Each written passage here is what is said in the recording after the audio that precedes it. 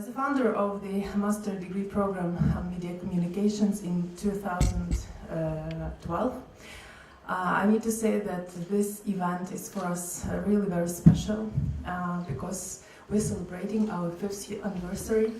And what we wanted to do, we wanted to combine holiday celebration, greetings, and conference. So it's kind of for us an intellectual celebration.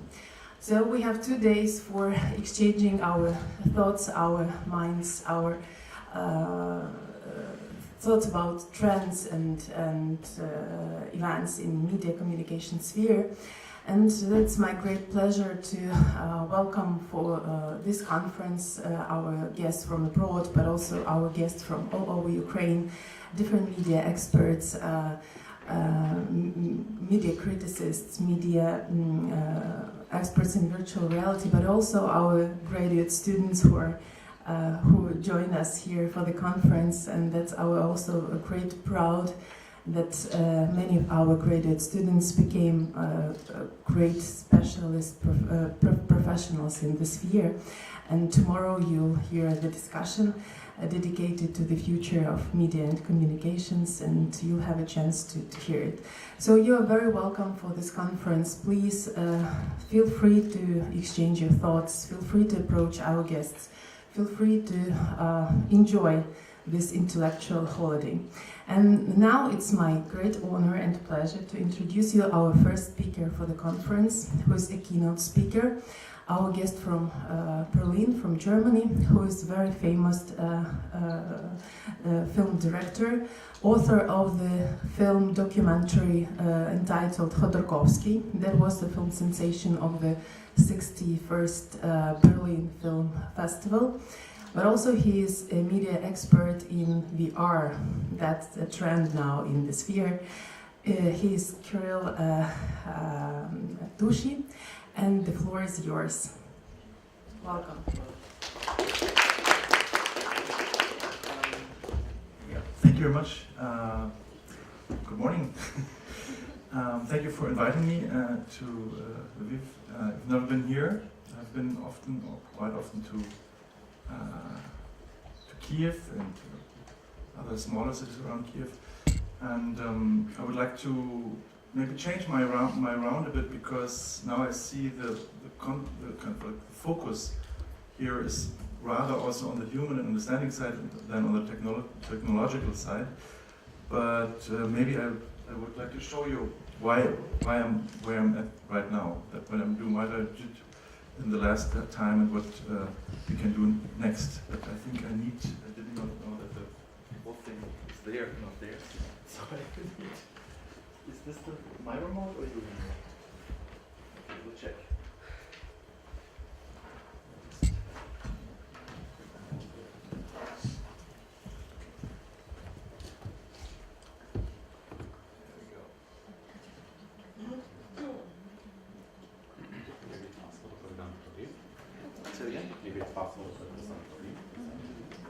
Maybe.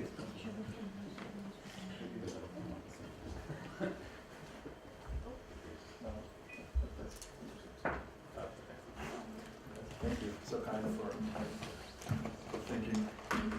So, all right.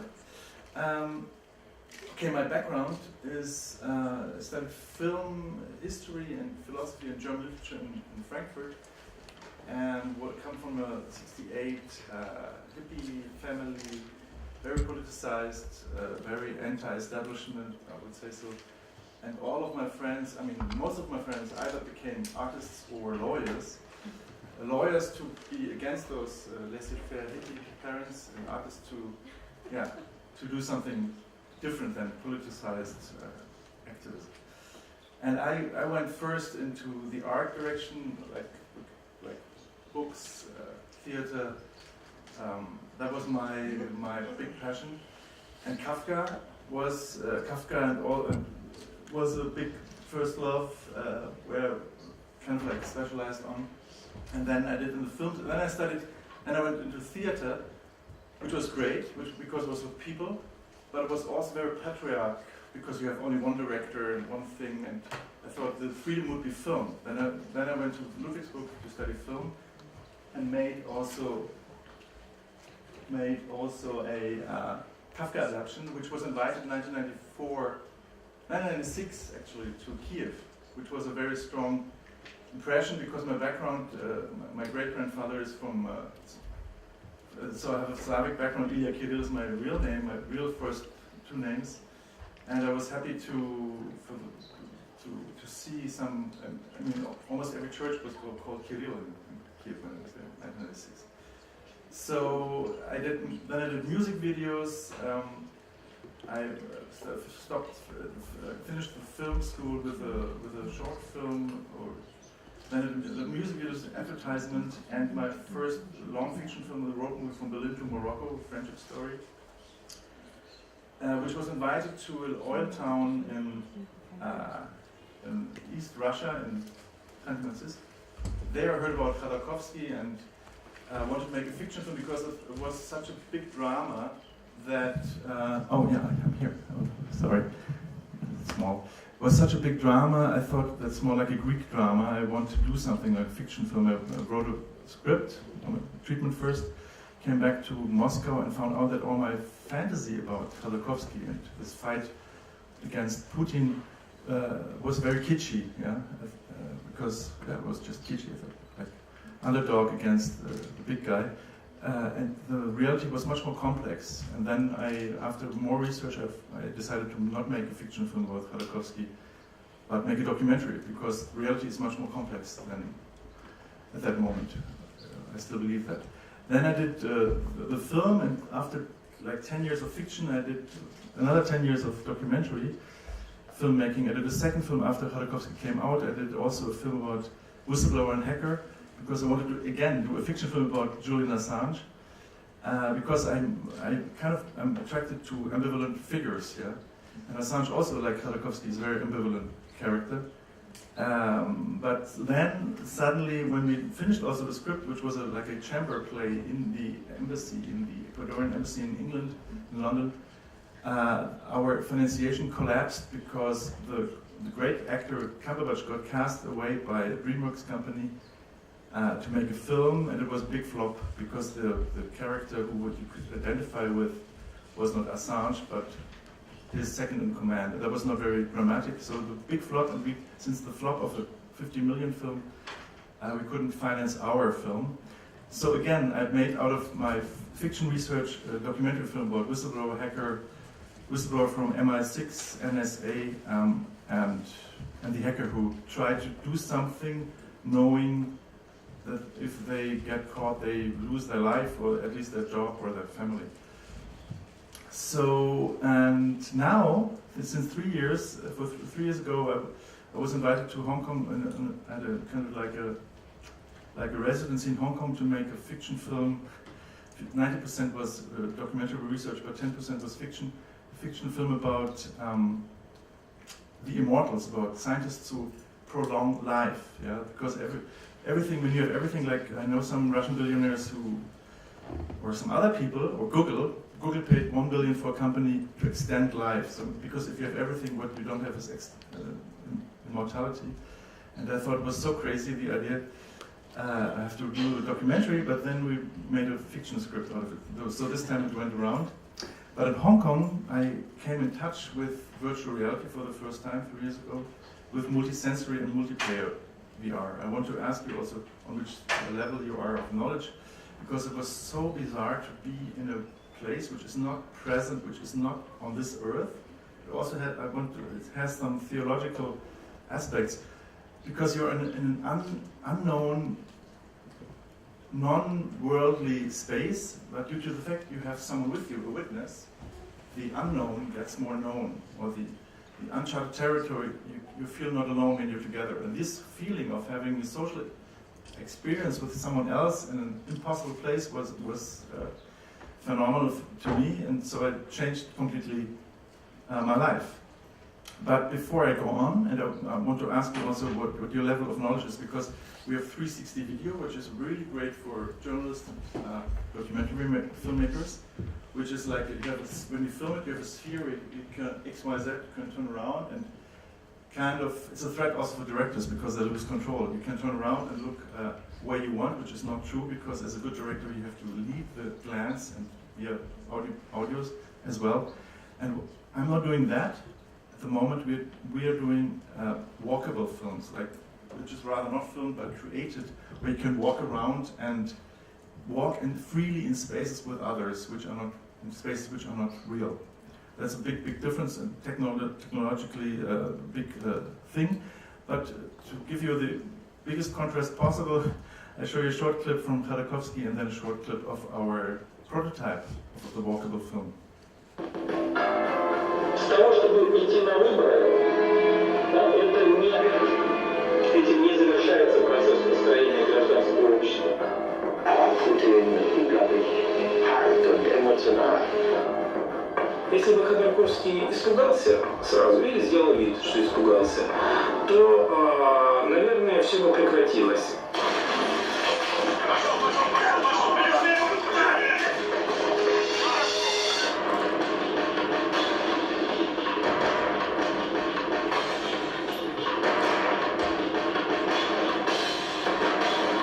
Если вы так будете сейчас делать, просто похоже выйдете.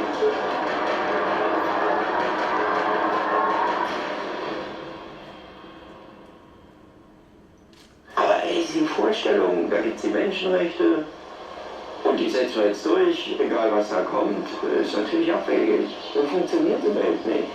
Aber da ist er ja noch voller Idealismus, was die Welt betrifft. Ich bin Realist auch. Nein. Das ist überhaupt nicht.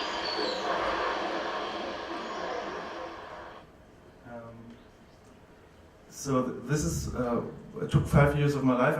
That's how I learned since my great parents moved to Germany after the revolution from St. Petersburg, and my parents don't speak Russian, but I had to learn Russian due to the filming.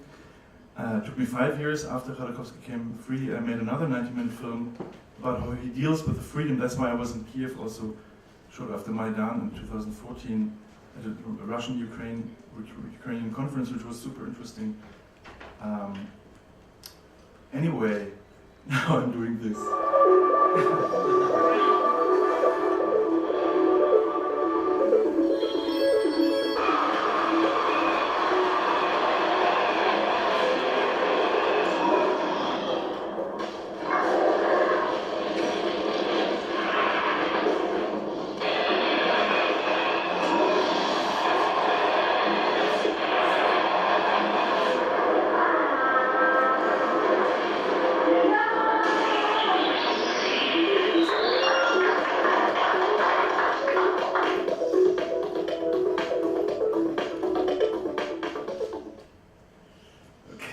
So that's an intended contrast, because some people ask me, why are you doing this now?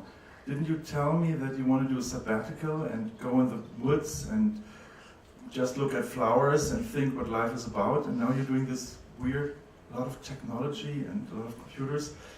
And it's true, it looks weird, it's a lot of technology, and it's kind of like, it's the opposite of what I've wanted to do after this hyper-politicized work, seemingly. But it's not true, because my discovery of VR has a lot to do with my literature studies and with what my soul also is. This kind of like, because everyone said, oh, you're a dreamer, and before political films, I was rather working only on bigger than life stories. And here I kind of reunite the power of dreams and the power of imagination with a new communication tool, it's my opinion, to create new social spheres and make seemingly the opposite of what the technology looks like. And that's why it's, how we call it, I don't know what exactly. That's why I'm creating something for myself, like a new playground where I hope that we can engage other people and learn together with new technology, but where the main aim is that the technology goes into the background and you create new spheres, also away from your phones. Because what my experience beyond that 360 is a great tool for documentary filmmaking and journalism, these new tools of social VR, of course, it's always good when you're not have to create reality, but the worlds beyond, like underwater, on the moon, all your dream literature, all your dreams you have or you collect. It's like a psychedelic trip without drugs, often. And these kind of like possibilities are very strong because they're pre and post intellectual and go very directly to your heart and soul, and that is pretty strong, but of course it needs a responsible behavior, like everything which is very strong on that level. I don't know why I can't go on. Yeah, that's also a big thing where we are doing research right now, that if you go in VR, it's like sometimes you don't know, did I dream this or experience this? And there's a very big parallel in VR in the world, that you almost often, I mean, when we did the research, 80% people couldn't differentiate anymore. That's also a danger, but also very strong new play field, because you can control it for social interaction.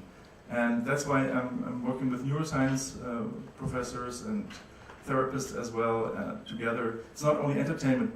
Our tool, what we developed with my new company, UVR, is rather for entertainment, because we build a bridge from film to VR. Because film is linear like music, and you need to have not only a technical translation, but also a dramaturgical, psychological translation. But for the moment, VR is used mostly in B2B fields like education. China is already world leader in VR in education. They have every school and every university has once a week already. You go on trips in VR, which is nuts. Like you go through with your teacher through your veins, and there's the red and white blood. I don't know the English word. Where you go through the dinosaur land. And your teacher is with you, and you can really feel the heat of the dinosaur on your cheek, and you can smell it, and that's so strong, and it's a very, very powerful way to transmit knowledge very, very directly. And that's why I'm so excited about the tool, about the consequences and necessary steps to digest them and to transmit them. We can talk hopefully later together also about. I don't know why I can't go on. Yeah. That's also a thing we research. I mean, because I'm doing now also schizophrenic work. We're working on a project, but also we do while we repair the airplane on the fly, because you have to do research. Because you can't just do it and like go straight ahead. I found out that when all people underestimated the time or overestimated the time they were in VR, and it's most of the time they think it's an hour or so. It was only 15 minutes, and the reason is, for example, when we did film, when I started film, they say, show, don't tell, yeah, because when you go literature and then you explain everything, you explain the emotion, you do everything, and you mess up because you feel over patronized. That's why they say, show, don't tell. And in VR, it's play, don't show. Yeah, that means you're in there, you're not a spectator, you're in there and you have to discover. And best discover is doing playful discovery. And that is very like a child. That's why the whole thing has kicked back into a childhood with more grown-up means, and that's very strong to learn. Yeah? The playful learning is the strongest learning, and therefore we forget time, because we are in the middle, we're in the flow, we're in the middle of us, which is very strong as well. That's why we were doing tests about awareness of time. I don't know whether this always builds up again, but we'll get there. Yes.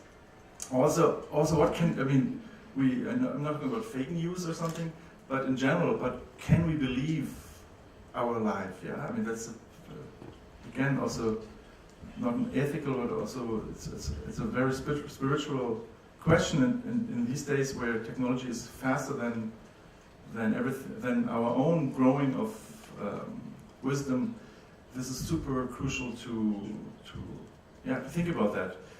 Who can we believe and who can we trust? And in VR, that's why I think it's also very strong to learn in VR about yourself, because at the moment when you have a full body avatar, it's not working yet. It's glitchy, it falls apart, but that's very good, because then you see that what your body take for granted. In VR you can't.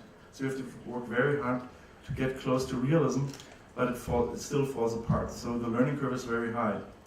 And at the moment also, even if it seems contradictory, if you're in VR and go into really harsh 3D realism, the closer you get to photorealism, the more you get irritated. That's what they call the uncanny valley. So when you go, that's why we used also now, like Alice in Wonderland, the rabbit, because we tried with real human character avatars, and it looked scary and cheesy, and also the gender thing was a problem. We went to China with our demo, and then we had a woman body, and a man came in, and he was like super irritated, and vice versa. So we now took the rabbit, and also, also when you go into Mickey Mouse abstract worlds, the mind can more easily identify with this and still have a strong emotional feeling than when you have a very precise body and face. Because then you see, oh, it's not me, and you have mistrust. Or for example, there's a Mexican director called Iñárritu. He did The Revenant, and he made for 15 million, I mean that's a lot of money, sponsored by Prada, fashion company, and by ILMX, it's a Disney-owned special effects company. He made a VR experience about Mexicans who illegally crossed the border to America, and he filmed the whole thing on the border in the studio, green screen. Then he remodeled everything in 3D. And I did not know that, because since I'm a filmmaker, I usually see if it's 3D animation or film. And I went to Milano. It's you go in there in a big foyer. You have to take off your shoes. There are lockers. There are shoes of real Mexican crossing the border, and lockers. And it's very cold. And then there's a sign: please enter the next room only when you hear a buzzing sound and the red flashing light. If you feel like a prisoner already, okay, then you do this. You open the thing blinks. You go into a huge space. You feel cold sand under your feet, and then the red strip of light on the horizon.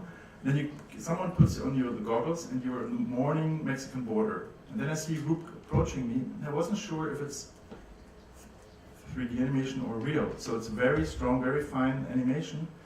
And suddenly helicopters come, and I feel the vibration of the helicopter in my stomach and the wind in my face. And then I was peeking, because I'm a professional, I was peeking.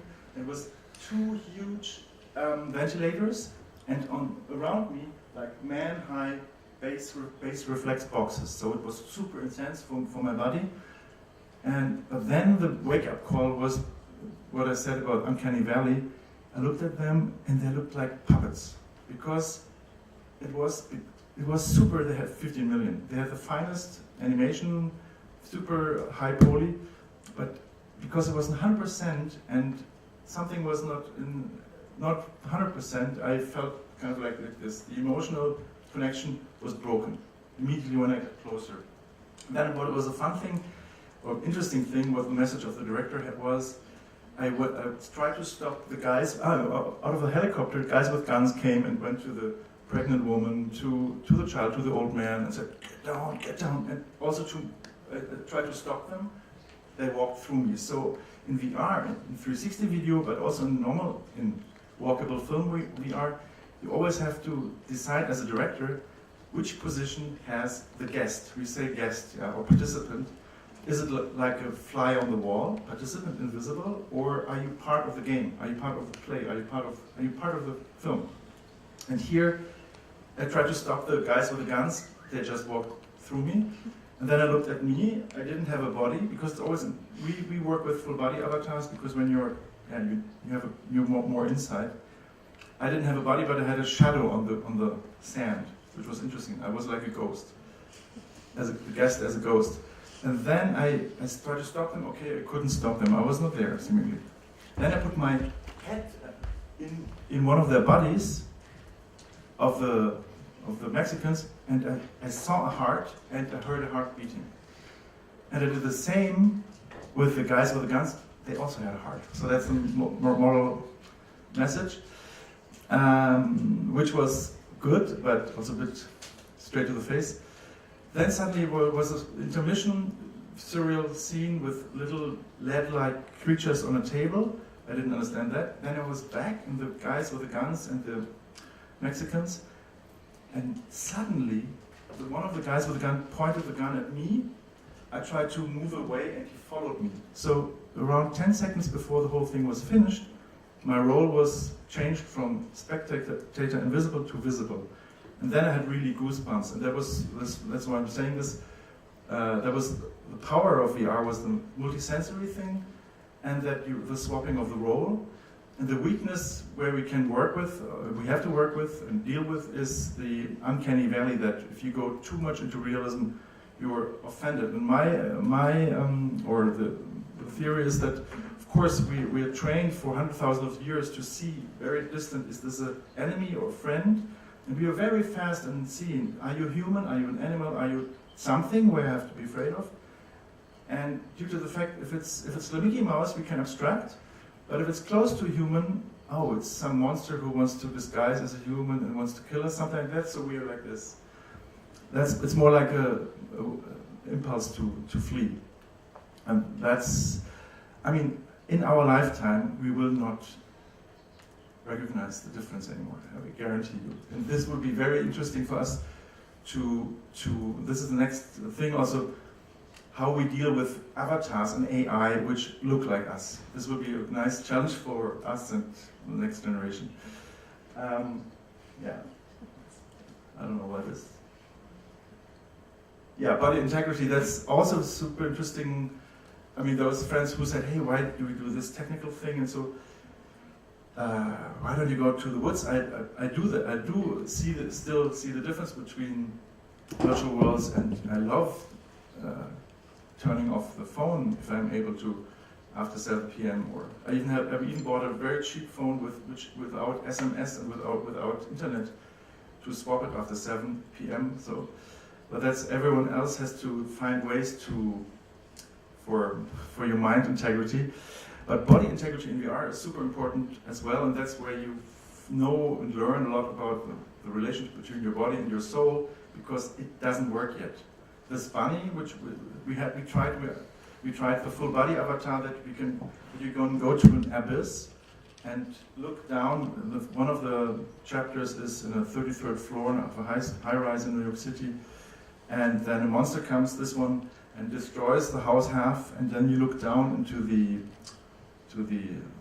street, and if you have feet, it's very strong. If you don't have feet, it's not as strong, not as immersive. So we're trying full body avatars, but we are almost the only company at the moment doing this because it's still so hard. There's a company from Utah, America, The Void, who did in London a Star Wars walkable experience, and they disguise as stormtroopers. So we have 4 people on a trooper transport, and when you look at the other guys, they have full body, but when you look down to yourself, you see your hands, but you don't have feet because it's still so hard. And that shows me also, as soon as the normal things we take for granted, that our arm is that long, that we're doing this, as soon as the leg is automatically, without your doing, is going around your neck, you feel irritated and you just want to flee. You rather have not a body at all, but an awkward one. That's why you can learn also about that a lot. Yeah, that is before I go on to the more analytic part, our company is UVR, but the entertainment branch is called Wonderland. And the software we develop makes it easy for IP owners like film studios, game studios to port their stories to walkable films. And why also the sociological and, I mean, it's entertainment, but the sociological and emotional and moral and other aspects I have in my life before, I want to integrate here in a concept which starts on location, yeah, because what we also want to do is to revive the almost dead spaces like shopping malls and cinema chains, because due to Netflix and Amazon, nobody's going to the movies anymore, at least not the young folks. We have a concept to port the IP like platform agnostic and device agnostic on mobile phone and VR and on location, because I was very impressed by the maybe cheesy looking Pokemon Go, but it was super cool for me to see people going out of home and meeting. It looks silly. Also in Hong Kong, like thousands, yeah. China, it was forbidden at that time, or blocked. And our idea is to kind of like make little riddles so people meet again. Of course, it's an artificial simulator you can meet without, but most people hang in their social networks at home, or I mean, I saw outside. Everyone is addicted. Let's be honest.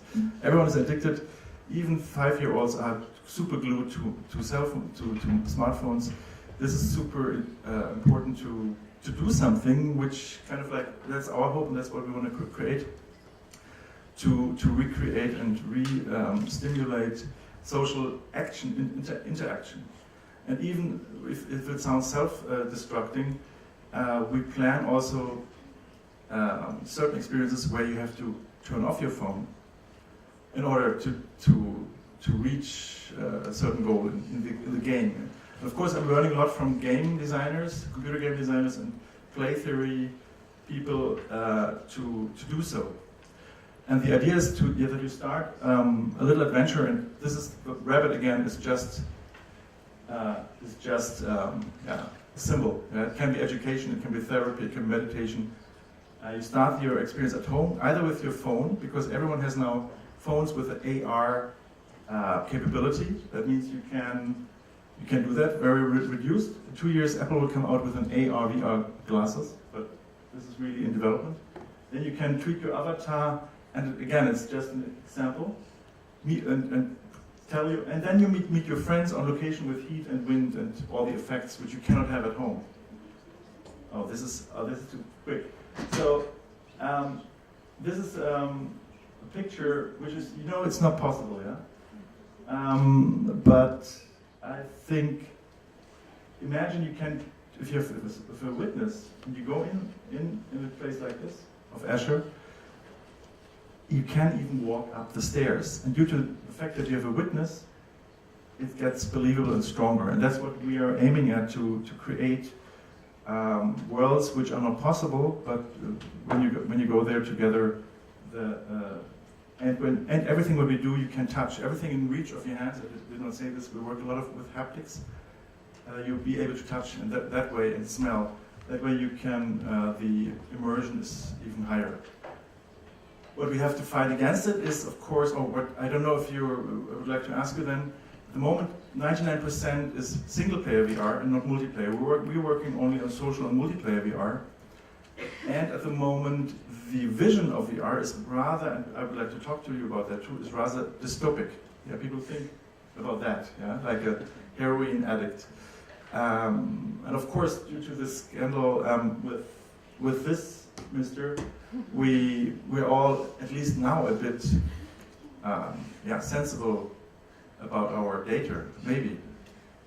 But I think it's a good thing that this scandal came up. Although after Zuckerberg's hearing in Congress, the shares of Facebook went up. Yeah? So he kind of has all of us in the pocket anyway.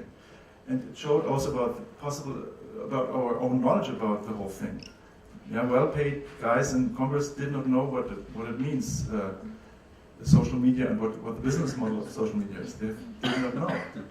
And we also, I'm super nerd, but in the beginning, Google, I didn't get, why is it free? I didn't get it. Yeah? And I bet you know the famous saying, if it's online, if it's for free, then you are the product. And that's true. We are the product, and until the kind of grade, it's okay, but you have to do it consciousness, I think. And for that, it's really important that very early education, and of course parents are important, but school, preschool, that you know that you have this media, but they come to this media literacy from the very early on. I don't know if you know the difference. So I said 360 is like dome, recording, video. VR is mostly, at the moment, we have volumetric VR film that will come soon, but it's like 3D made. And AR is what you can have in a cheaper way on your phone, that you still see everyone, and you can have virtual objects placed on your table. And the future vision, again, sadly enough, only dystopic, is this for AR.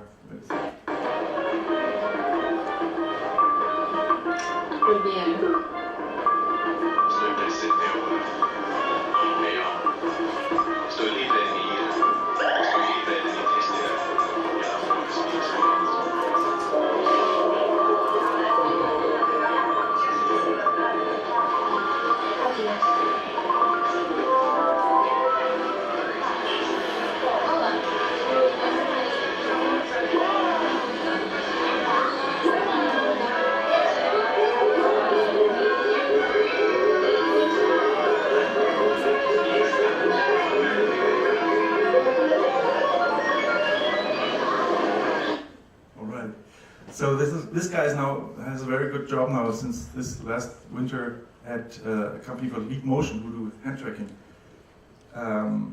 and it got millions of clicks because he was 2 years ago very early on in envisioning a possible AR dystopia where we are of course spammed by everyone again,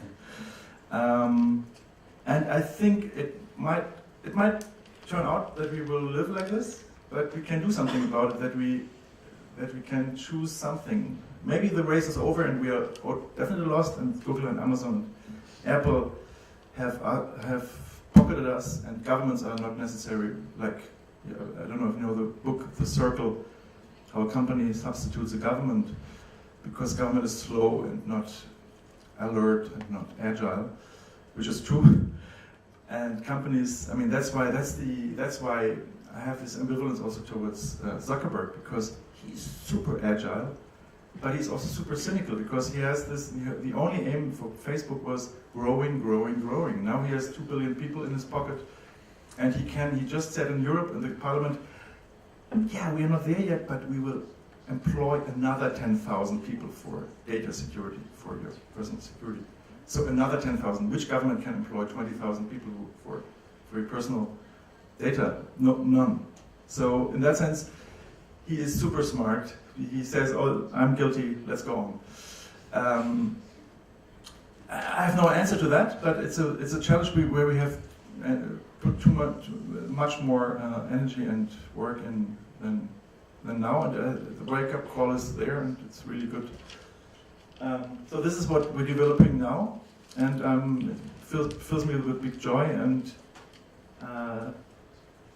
I'm thinking only how can we solve these challenges, because what I developed also with my little team in Berlin is really, I'm doing it super aware. For example, what is great when you have in a kind of like this story world, that you connect people and that you let them also be part of a story. Let's see. It's automatic. I don't know why this thing goes automatic. For example, when we have a storyline which is 80% pre-scripted, you can at home either say tap into my Facebook, because or create something like Minecraft, building on an AR part of the world and small, like David and Goliath, or like, and then invite your friends on location with all the effects you cannot have at home. When the friends come in and you build at home a little castle in blue and pink, and then your friends enter the castle with wind and heat, but the colors and the form you did at home. And these kind of like personal involvement is super strong, but we have we have, of course, an opt-in, opt-in regulation. That's not like Facebook. When you're in Facebook, everything is turned on, and then you have to turn off and increase your privacy. And we are super aware that when you want to have an involvement, that you have to decide actively to open up doors to your person and biography.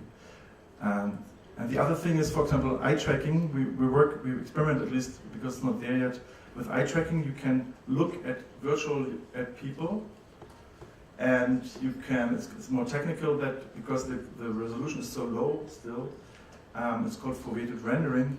That only the part where you look at is high res. The rest is lower resolution to increase the speed or the quality.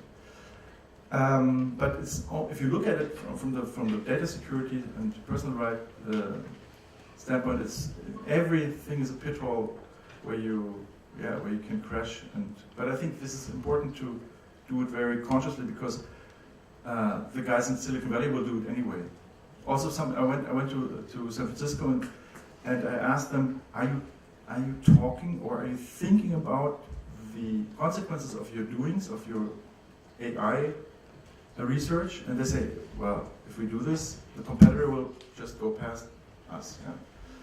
And I think that's pretty cynical. And I think Europe has the singular chance to combine the great knowledge with this necessity to reflect on what you do and make out of this not only morally good but also economically good head start, because it's more substantial and more it's not like you burn everything down and then someone made big money and the rest is gone. So I think it's not only moral but also economical good position to think about the consequences of your doing. And that's really my strong belief, and that's why I'm putting all my energy into to not only talk about it but to test in this field a lot. That's why everything what we do is also always a dialogue, and also always the idea that it spurs social interaction, and that it also includes heavily the real world. And exactly. And that's why we looking at Zuckerberg and stuff. He just goes twice, and I go further. Yeah, and that's the biggest thing actually for me, which is necessary to do not only here but very early on. To be honest, everyone, if you have kids, everyone has to know the apps of what the kids are doing, and has to understand the consequences in order to say yes or no. I mean, of course, you cannot say no. You can't. A friend of mine, her daughter is in school, and she was allowed her with 12 an iPhone, and she was the last one. The last, definitely the last one. So it's really tough challenge, and of course you cannot prohibit. You can't. So you have to understand yourself. Every single tool, and sadly enough, or not sadly enough, but the race is so speedy. You have to learn constantly, and you have to really at least have a day, a week, think about stuff like that. Otherwise, we all be super gone. But I'm happy to talk about this more, and also for questions, because I don't know if I just poured too much stuff on you. I just can say I'm happy to be here, and I'm happy for the challenges and opportunities which are ahead, and would like to open up a small discussion. Thank you. Thank you so much.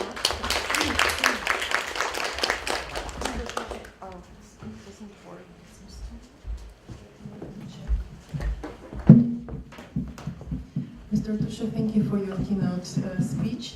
Thank you for sharing your experience and for showing us this contrast from the movie about Ходорковський to this La La Land, I would say, world of changes and wonderland in VR. So who knows, probably in 2 years we'll have, instead of you here, of real you, your avatar, And we'll conduct such a conference, why not?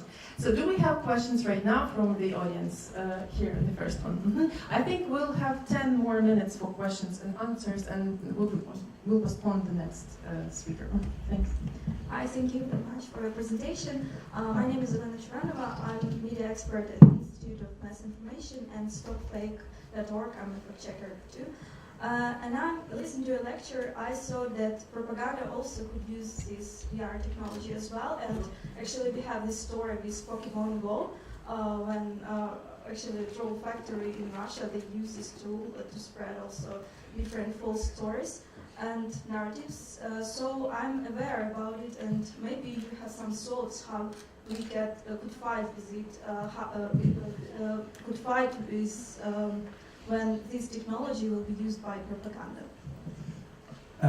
Just by more knowledge and more education. You cannot close your eyes towards this, because every technology which comes up will be used, and if it's effective technology, it will be used by those who do propaganda, and you can. The great thing about internet and VR, you can hide your real identity very easily, so it's even more interesting for some people. It's just, I mean, of course, some say blockchain could be, or some technology which even you can then probably crack sometime, but some technology which shows people behind certain action or interaction. And that's also, this is like for criminal action or for money transfer important, but also psychologically it's important to find out how can I differentiate between an avatar where a human being is in the same room behind, or an avatar where the human being is in New York, or an avatar where an AI person is, or AI creature is behind.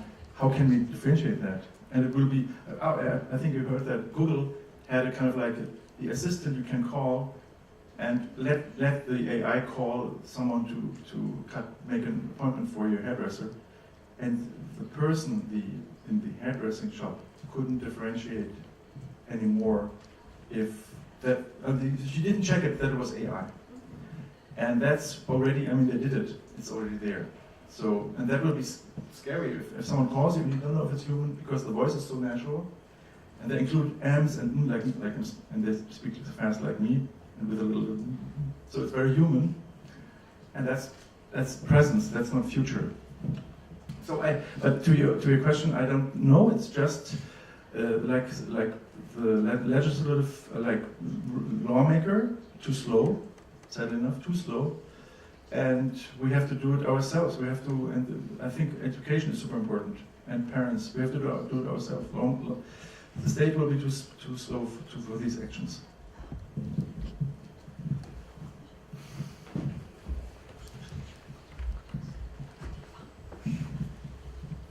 Name yourself, please. Guten Morgen.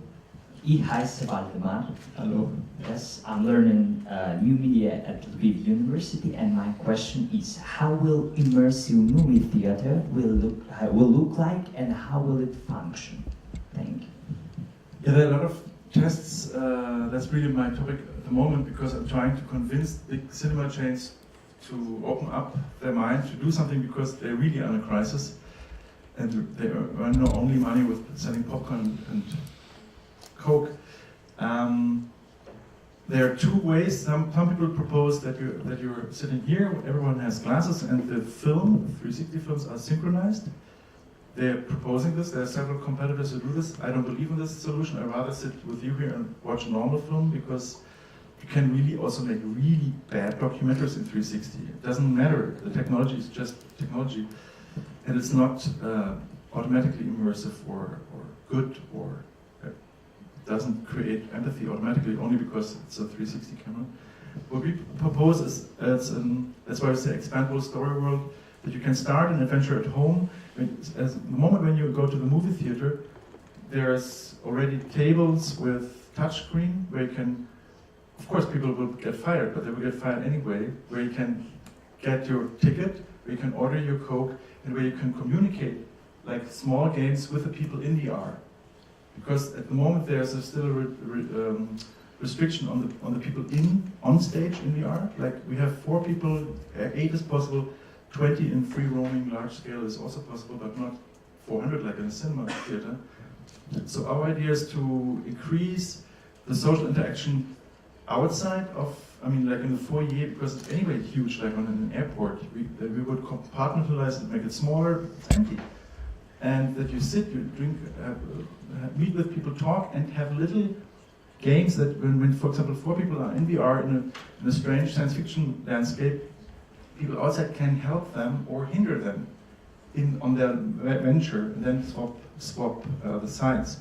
Or 4 people on the stage can play against 4 people in New York, yeah? From Kiev to New York, and have a mutual experience. And this is our proposal, to make it more modular, to make it platform agnostic and device crossover device experience. And that would be great, because then also people can go into normal movies at the same time, because our proposal, what we do, is that that you never shall cannibalize the main storyline of the film. That means you can go into the adventure, which is based on film IP, before the film or after. We just expand the story world of the film in the back rooms, and the side characters get more importance than the main characters. But it's not there yet. IMAX VR is trying VR, but it's only single player and quite boring in my opinion. And I don't know who came to the idea that the future is always blue neon. I went to China and also IMAX. All of these centers have blue neon, and I don't want to be in a place with blue neon for too long. So I don't want to be there. That's why it's important to have a more holistic approach. But that's the idea, to turn a cinema theater back into a social sphere where you want to stay and not want to flee. Yeah. My name is Orisa, and I'm a political science student, and thank you for really exciting perspective and also responsible perspective. But what I've noticed in your presentation is a kind of ambivalence about the role of government, because you said that companies are stronger than governments, they can do changes more quickly, and governments are weaker, but at the same time companies cannot be responsible. So what would be the role of government in maybe preventing some of negative consequences? And you also said about the alternative of the projects which you are doing as well, as to proposing some alternative solutions of reflecting virtual reality at the same time when doing it. So what would you say? It's the same answer. I mean, government will be slower than industry, because industry had there will be. It's not in the system of to be agile. But we can hope and talk, dialogue. I think that's why the best thing would be to start, if you talk about government, in education, in early education, and more education. I think due to robotics and AI, 70% of all of us will not have normal jobs, or none. Yeah? Just none. Yeah, just none, no job. And for all these people who have no jobs, like 70% of all of us, we need psychiatrists, artists, not in the negative sense, in the good sense, in the dialogue sense, in the mind-cracking sense. So the crisis is there, but nobody checked it. And that's why we have to live. I think it will be an eternal, long crisis, and we have to get to live with that. And that's okay. We shall not cry, we should just do something. And government is always slow, and they will be slow. I'm positively surprised that Europe is doing anything in this data privacy law. They do something, but it's already too many years too late.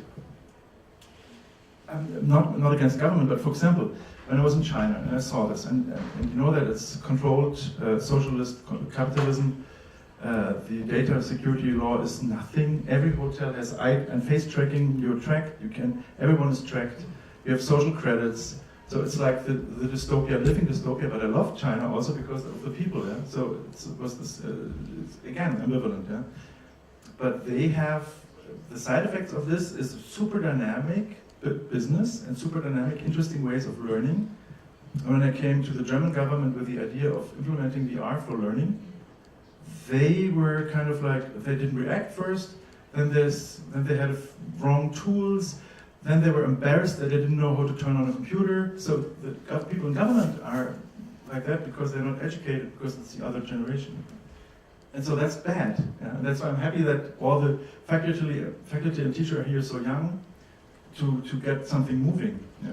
So it's definitely possible, but it's an uphill battle. Yeah.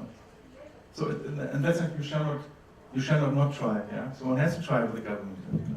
Yeah, dear friends, I think we need to stop right now. If you have questions, please approach our keynote speaker during the conference and coffee breaks, and give us cheer. Let us give our keynote speaker a cheerful applause. Thank you so much.